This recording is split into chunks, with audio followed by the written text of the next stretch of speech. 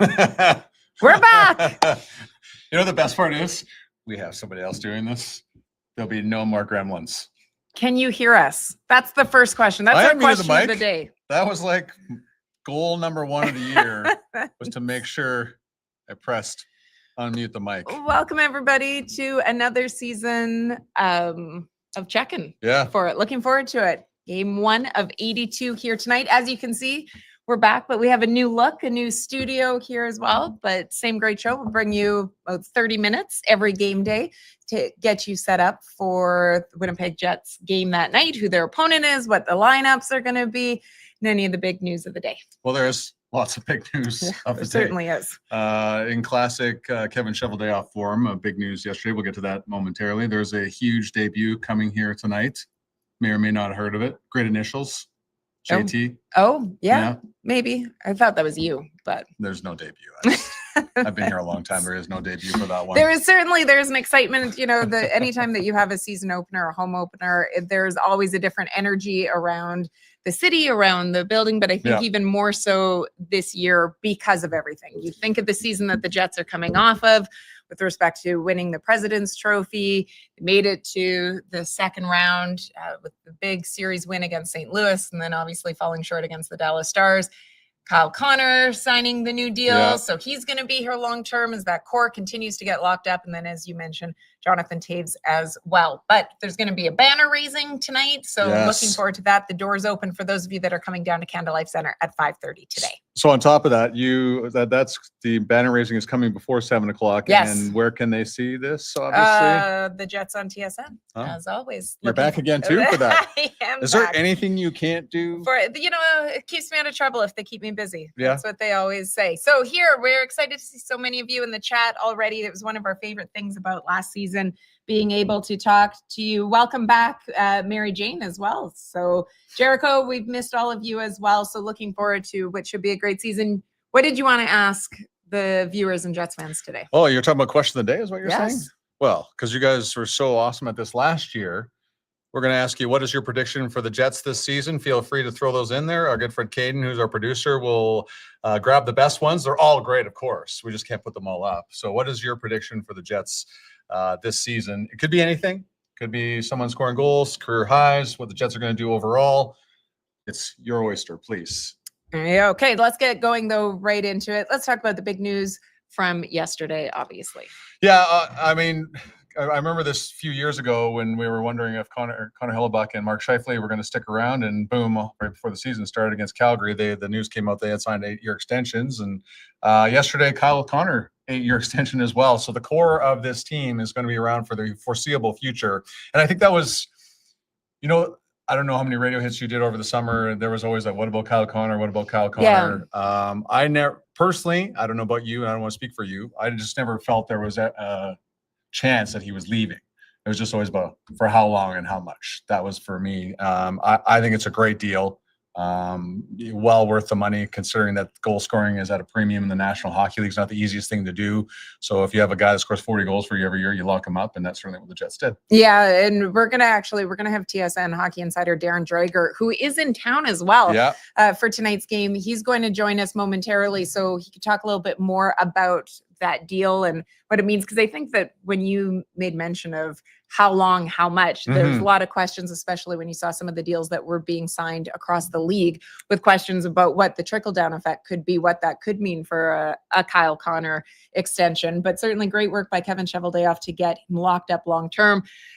We will hear from Kyle Connor maybe a little bit, but let's first, I got to give credit to our social media team, because they have been hard at work getting ready for this extension. But this was one of my favorite pieces. They've produced a lot of Kyle Connor content. Yes. But this was one of my favorite pieces from yesterday. So our good friend Caden will take care of this, or am I doing this? Oh, I don't know. But let's do maybe Ken? Caden, I got this. Oops. No. Go ahead, Caden. Hi there, welcome to KFC. Hi, can I get a Kyle Connor extension, please? For sure, coming right up.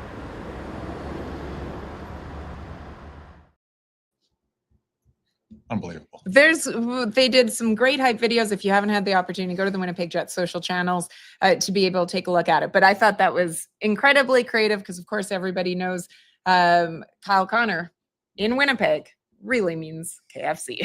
Sure does. That worked out well for both parties, I would have to say. Yeah, that was in all aspects. So I have a bunch of friends that love anything that ties in with that KFC deal, and so they were very. I got a text message as soon as that one came out. This is like well done, and Elliot Friedman from Sportsnet also a big fan of that video as well. So great to see and great job by Tyler Esquivel. Great acting. Yeah, it's wonderful job by him. Let's talk about tonight's game, though. Dallas Stars here in town. It's a great first game matchup for the Jets. You always wonder about these first games. Not that they coming off of preseason. I think there's a lot of emotions that go into a first game, but to be able to have it against the team that eliminated you last year, it's a divisional opponent as well. It's not as if you're playing against an Eastern Conference team that you only see twice in a season. The Florida Panthers one was pretty good. But there'll be a lot to it. So let's take a look at what the lines are today.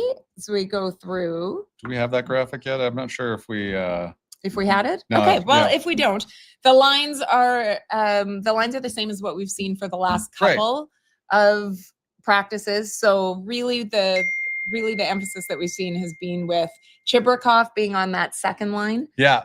Because Cole Perfetti is sidelined right now. So that means that it's Jonathan Taves and Gus Nyquist that are on that second line. Right. And if you're Nikita Chibrikov, I mean, this already before when it was Cole Perfetti, like the opportunity to play with 36 and 37-year-old player, and Gus Nyquist, of course, 36, Jonathan Taves, 37, the amount of stuff that you could take in from both those players, and especially Jonathan Taves, great opportunity for then was Cole Perfetti, but now Nikita Chibrikov, we've got a 2-year extension of his own. It's been a busy week for Kevin Chibrikov. Right, and I remember like people asked me, is there any rookies going to make the Jets this year? And this, of course, was before all the injuries happened. I was like, there's not a chance that this was going to happen because there's so much veteran depth on this team. And now that whole scenario has changed. Nikita Chibrikov getting a chance of a lifetime. And we all love a comeback story. Nikita Chibrikov had a very serious knee injury last year with the Manitoba Moose, and it wasn't so much a challenge. Scott O'Neill talked to him in the offseason. Management talked to him in the offseason. They said, there's an opportunity for you. Was it going to be, were they thinking second line? At the time, probably not, but there's an opportunity. So full credit to Chibrikov for working hard in the offseason, adding some weight, and now he gets a great chance here this evening against Dallas on the second line with Jonathan Taves and Gus Nyquist. Yeah, I was looking back at last season because if you remember, he played the 4 games last season. He scored in his first 2 games out of those 4, and I was looking back, and he had played on that second line, which at the time was Cole Perfetti and Nemesnikov as well. So he adds that shot on that line too. He's willing to go in there and go to the hard places, to the corners, but he has the potential to add a lot. So what an opportunity for him. But as you mentioned, centering that line, Jonathan Taves. So as much as there is excitement about everything surrounding the season, there has been no bigger buzz in the last couple of months than the signing of Jonathan Taves and the news that the Winnipeg hometown hero would be playing for the Winnipeg Jets as he comes back from what has been obviously an unbelievable story over the last few years to be able to regain his career after his health issues that he had. Yeah. So looking forward to seeing number 19 in a Winnipeg Jets jersey tonight. Dreger's popped in. Should we bring him in now? Let's just quickly listen to Taves and then we'll bring in Dregs. Go ahead, Caden. And how your body's going to react to this. How do you feel, or where do you feel you're at after training camp, and how your body's responding? I mean, I just feel I'm at that point where I kind of want to stop talking about it. I just want to go play hockey and be part of this team. And it's a long season. Guys work really, really hard just to get here to the first game to have the opportunity to suit up for the NHL hockey club. And there's a lot of challenges that come your way throughout the year. It's just fatigue and trying to recover and trying to deal with little minor injuries that pile up here and there. So it's the same for everybody, and I'm just happy and grateful to be back at that point where I know I'm confident I can go contribute to this team and put these last few years behind me and just go enjoy this life once again. It's so great to be able to see him back. I know that people will be very excited tonight. Yeah, and mom and dad were in the stands too, sitting with the media, so that's pretty cool. I mean, no matter what age you are, it's always fun to have your mom and dad there supporting you. And of course, they've done such a great job with him over the years. The guys had great support over the years. Darren Dreger. Sure. bring him in. Let's do that. Wonder where he is. Oh. There he is. There I am. Hey, Look at that shot. I Not can- Cabela's. No one No, holds this it better than you, bud. I'll tell you this. Look at, The framing is perfect. The light is perfect. yeah. Well, that's great because this is Jane and Freddie at their finest. So I'm well lit here inside the arena, but fair warning, this interview can't go more than about 6-7 minutes because Okay. my arm is going to get sore and I'm going to start shaking wildly. That's about the extent of my strength. We'll take it easy on you then, because we're not going to push you for 25 minutes. Let's start with this. Coming into this season, there's a whole bunch of contracts, like big name players coming up. Connor McDavid, Kirill Kaprizov, Kyle Connor, Jack Eichel in Vegas. When we saw the Kaprizov deal, $17 million per, did you think there was going to be a bigger trickle down effect for the others than there has been? Not really. I mean, we got to look at two contracts, at least in my opinion, as outliers. Kirill Kaprizov being one at $17 million, and then obviously Connor McDavid at $12.5. The more shocking one for me was Connor McDavid at $12.5. The 2-year term, not surprising. I think most of us who follow this closely thought it would be 2, maximum 3 years. But I also think that many of us believed it would be around $14 million. So for McDavid to leave that amount of money on the table for Edmonton, that was a big surprise. Kirill Kaprizov, I mean, we're talking about great players. Jack Eichel is a great player. Kyle Connor is a great player. But these are players that, weren't going to command that type of dollar. And not that Kaprizov didn't want to stay in Minnesota, but Minnesota paid Kirill Kaprizov because how do you replace a player like that? And now that brings us to Winnipeg and Right. Kyle Connor. And the Winnipeg Jets have deep appreciation and recognition for the star status of Kyle Connor. His importance to this organization, past, present, and future. So that's why the structure of this deal took so long to hammer out. But throughout the process, guys, you know this, there was always a want from both sides to get something done. Yeah, he's such a good fit here. I mean, Kyle spoke yesterday with the media about how, just the values of the city really resonate with him and his family. And he's an outdoorsy guy, like Connor Hellebuyck loves fishing, hunting, all of that as well. Dregs, what do you say about the job that Kevin Cheveldayoff has done? I mean, you can look across the board. Obviously, he's been the only general manager that the Winnipeg Jets have had. But in particular, in the last year, when you look at the signings that he has been able to do, the extensions that he's been able to get players under, and the narrative that exists surrounding getting players to stay within the city, to be able to get players to sign long-term and at the deals that he has. Yeah. Well, that's an important point, Sarah, because, again, when you're looking at Kyle Connor, here's a player who wants to stay in Winnipeg. He wants to raise his family in Winnipeg. And the reality is, even though Jets fans hate it, almost every player who has the power of a no trade or a no move clause isn't waiving it to go to the Winnipeg Jets, right? That's just the reality of the situation. So that amplifies why, when you have opportunity to do business like this, you've got to get that business done. Now, it's not easy to manage through that, but if you don't have the total and complete support of ownership, then you're not getting that business done. And so Cheveldayoff has that in True North, and he knows that. But I laugh now because historically, you guys know, the critics of the Winnipeg Jets and specifically of Cheveldayoff would say, oh, he's too conservative. He doesn't do this and he doesn't do that. Have a look at the last handful of trade deadlines and the trades that the Winnipeg Jets have made, the properties, the assets that they've had to give up to acquire players purely for the appetite to try and contend for the Stanley Cup. So that narrative has to have been dismissed by now. And then you bring it to the present. You look at the team that has been assembled. Sure, there are injuries that every team goes through. They could impact the Jets. But I'm more curious going into this home opener to see how Gus Nyquist, as an example, is going to fit in. Chiprikov, is he ready to be an NHL player? You look down at the fourth line, you've got Koepke, and you've got Tanner Pearson. And Tanner Pearson's been around the National Hockey League a long time, but this is a guy that's still capable of providing some influence. Then obviously the storyline of Jonathan Taves. None of this happens without the work of Cheveldayoff and the support of ownership. That leads us to my next question, Dregs, about Jonathan Taves. I mean, here's a guy that has an incredible resume, and Luke Shen said it fantastic when he said Jonathan Taves could just walk into our dressing room and not say a word, and that's his presence is more than enough. So the big question is, Mark Chim has been clear about this. Since they lost Brian Little, they've been trying to find a second centerman.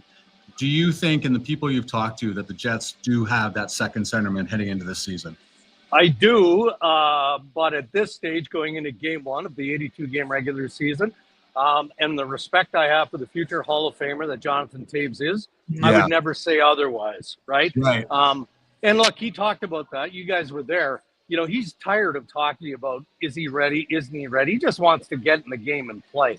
And head coach Scott Arniel talked about that as well. I went into the Dallas Stars dressing room with TSN's Daniel Bain, and we talked to some of their leaders, you know, Matt Duchene, Tyler Seguin, Mikko Rantanen. All three men raved about the career of Jonathan Taves and how excited they are to play against him tonight. Now, you're talking about bitter rivals here in the Winnipeg Jets and the Dallas Stars.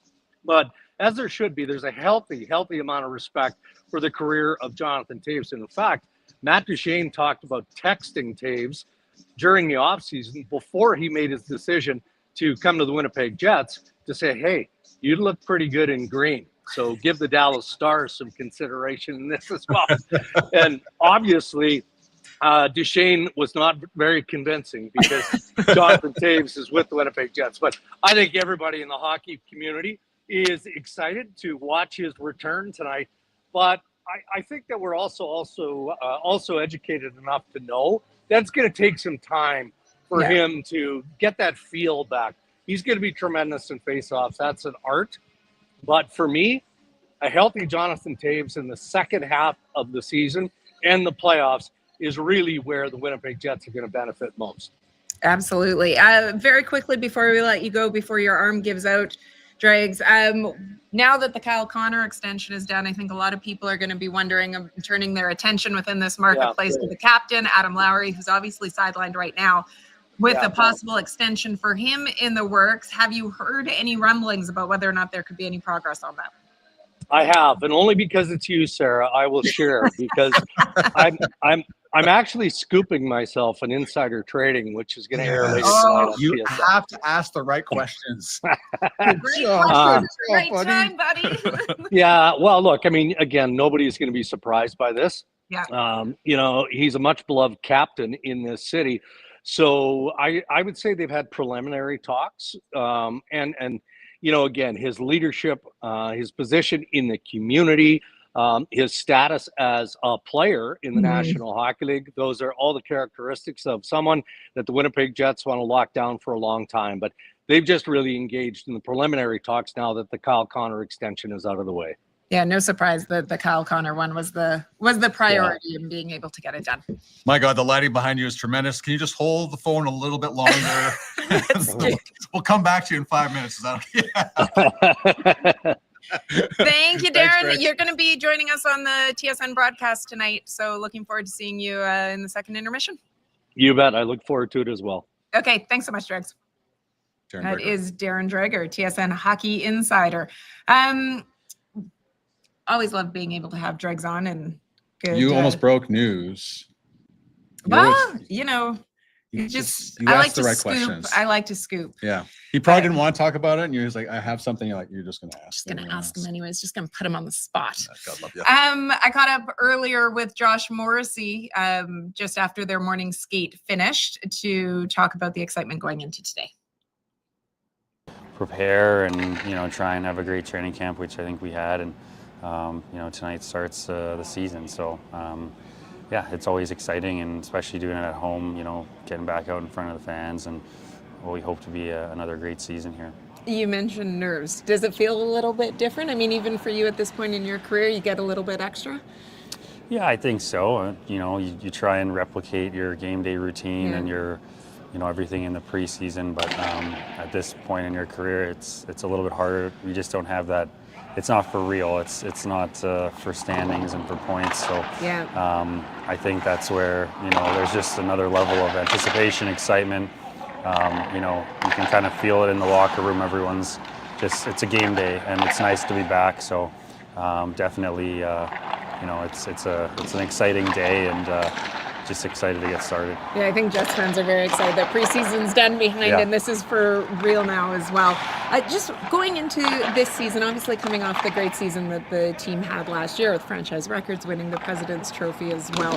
What are the expectations that your group sets for themselves this season?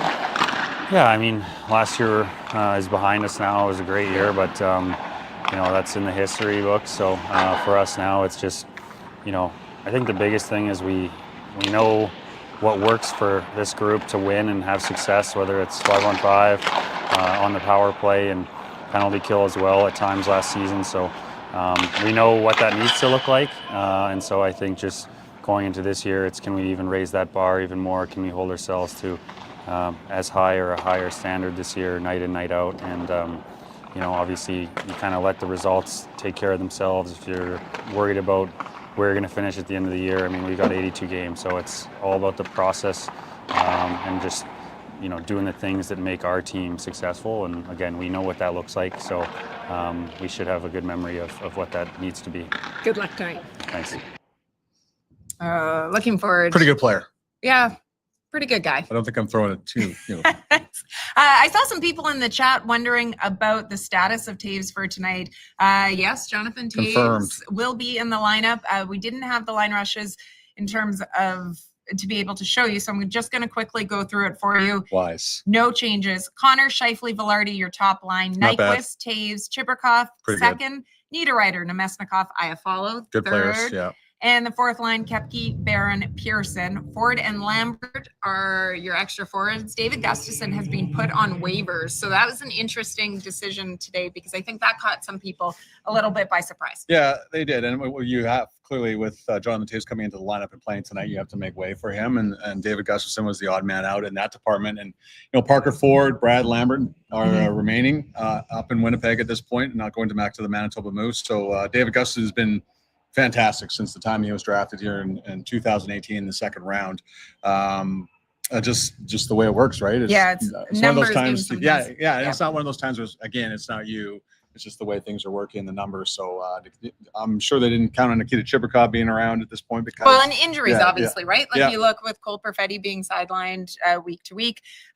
So we'll wait to see. We'll have more information on Saturday's check-in show as to whether or not David Gustafson has cleared waivers. On your blue line, a pairing that we all know well, Josh Morrissey, Dylan DeMello, Hayden Fleury, and Neil Pionk, with Dylan Sandberg out for 6 to 8 weeks. Yeah. Hayden Fleury stepping in for that one. And Logan Stanley, Luke Shen are your third pairing. Colin Miller is your extra D. No surprise, Connor Hellebuck will get the start in net. And again, a matchup of the two goaltenders that will likely represent the United States, another international event being the Olympics in 2026, with Jake Ottinger being the other net for the Dallas Stars. Yeah, let's take a quick look at the Dallas Stars as we get going. We have their lines, I believe, from today. But news surrounding this team, obviously some changes since we last saw them with in the playoffs. They fired Pete DeBoer. Yeah, so new but old coach. Right. Glenn Gullitson, yes. Because he previously coached the Dallas Stars a number of years ago before being assistant coach with the Edmonton Oilers. They also do not have Jamie Benn. He is sidelined right now. So both captains. Yeah. Actually, I hadn't thought about it like that. Yeah, both captains. So they're without that. But when you take a look at the lines, which I had sent you, but yeah, because I'm not on my laptop anymore, so I apologize. Gotcha. Yes. That's okay.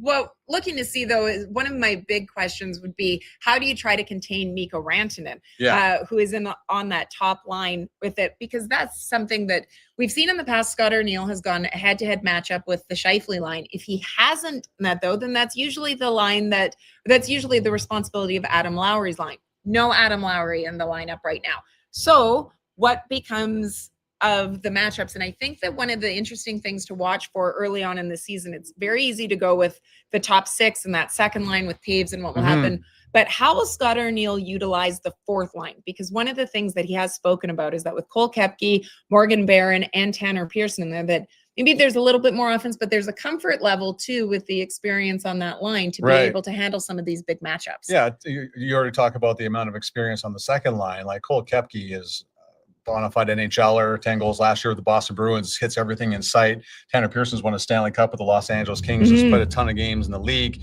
And then you throw in Morgan Barron in the middle. So you got a lot of size on that fourth line. So I can understand why Scott Arniel has a comfortable level with putting those guys out there against any line in the National Hockey League, because of the experience that is there. And Morgan Barron's size and quickness, I think, will benefit him. It's benefited him last year at the center position. I think it'll only help him, and it's a great opportunity for him as well to play up the middle on that fourth line. Yeah, looking forward to, as I said right off the top, that I think that having the matchup against the Stars right away, we heard players speak about it yesterday, that, when you have that bad taste that's left in your mouth because they eliminated you, to be able to face them early on in there and just naturally with the intensity that gets going.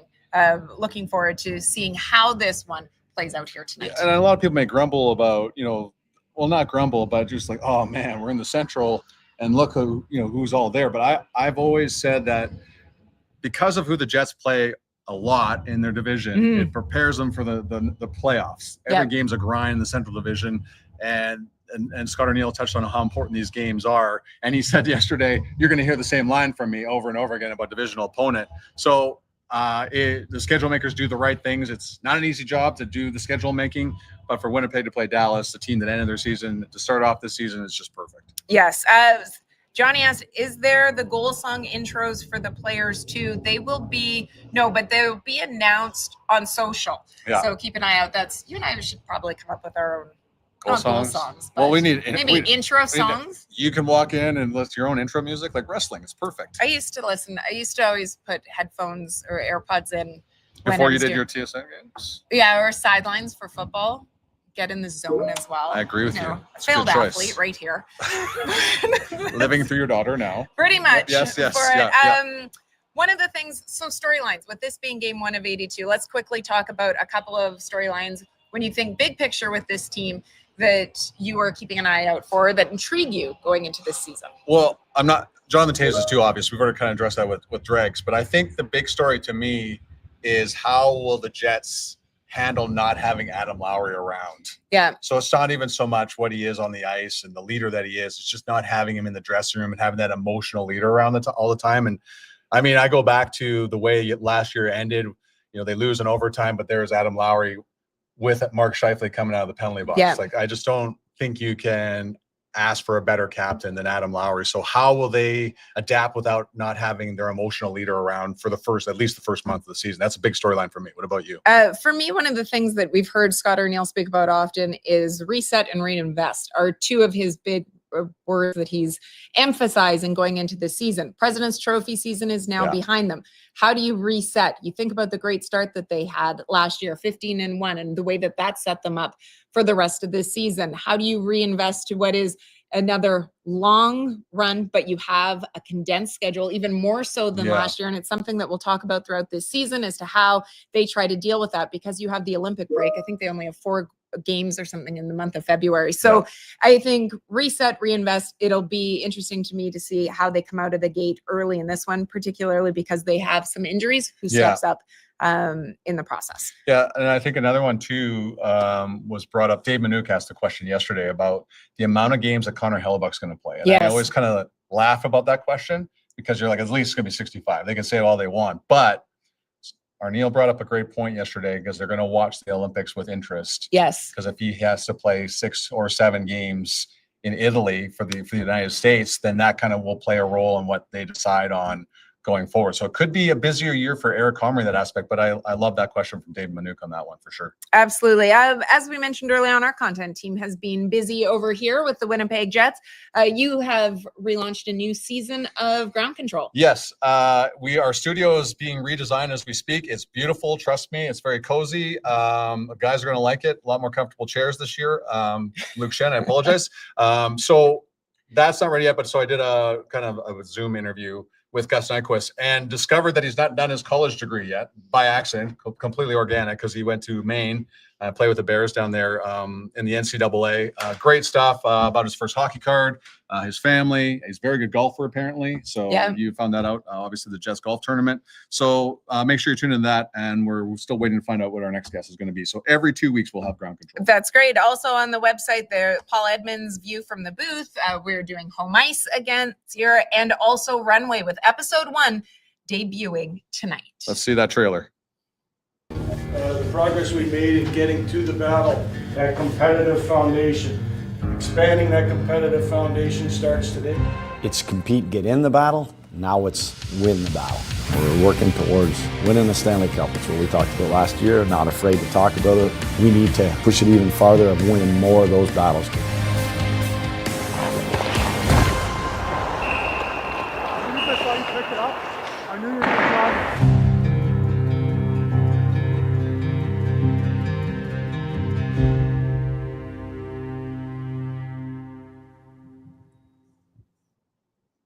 So looking forward to another great season of runway. I watched the whole thing today, and my favorite part is that conversation between Braden Yeager, who's down with the Manitoba Moose, first year pro this year after graduating from the Western Hockey League, and the conversation with Luke Schenn.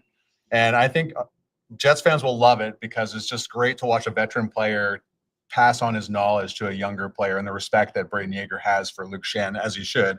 But I mean, you'll love it. It's fantastic, good stuff by you guys. Well, we're looking forward to it, and as we get ready to wrap, because we know that Winnipeg Sports Talk is underway. Yeah. Did see someone also mention Jets gear. Oh yeah. In the store. So we're going to keep doing it with this year, as we did last year, the feature of the game. This year, an exclusive crossbody bag by Mondetta. It's new this season, available while supplies last. Available at any of the Jets gear booths located across the concourse. You can get it at the store as well. That's the actual size. The actual real size. Yes. What's the real? It's wrapped real up, thing. but I could put it on or I carry my stuff around. we I have have time? enough bags. No, we probably don't. No, I do. Look I have at a lot the of bags. size of that thing. Okay, stop Yeah. mocking. And this. Okay, well, you don't have to take And it all this. out. You're so cruel. You'll pay for that. You'll pay for that later. Season 1. Episode 1, sorry. That's right. Yeah. Will he make it to show 2? Yeah. That is the big question. We thank so many of you for being in the chat today. It's always great. A lot of you. Yeah, we're looking forward to a great season here for the Winnipeg Jets, as well as for you and I, presuming that Jamie is back. We will Saturday. be with you all 82 games and getting you set for them. We will have different guests, as we did last year, from around that cover the different teams or different insiders like Darren Dreger and company. And of course, you'll hear from the Winnipeg Jets broadcast crews. And there'll be Dan and Kevin from TSN, Mitch and Paul from CJOB. So looking forward to a great season. A great job by Caden Hart, his first voyage into the check-in world of producing. So thanks, buddy. Appreciate that. And enjoy the game tonight. Yes, we do want to let you know that because it is an early game on Saturday, we never think about the fact that we get a 12:30 game on a Saturday. Yep.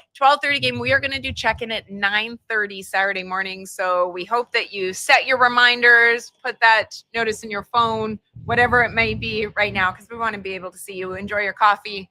Get ready for the game with us on Saturday morning. And one more reminder, 2 banners going up tonight. Yes. Where can people see this? So we are kicking off another season 15 of the Jets on TSN. Can't wait. We will show the banner raisings live, so you don't want to miss that. It is an absolutely jam-packed broadcast tonight, both with the pregame show and then the broadcast itself. All right, everybody. Thanks so much for watching. Hey, enjoy the rest of your day. Thanks so much for checking in. There we go.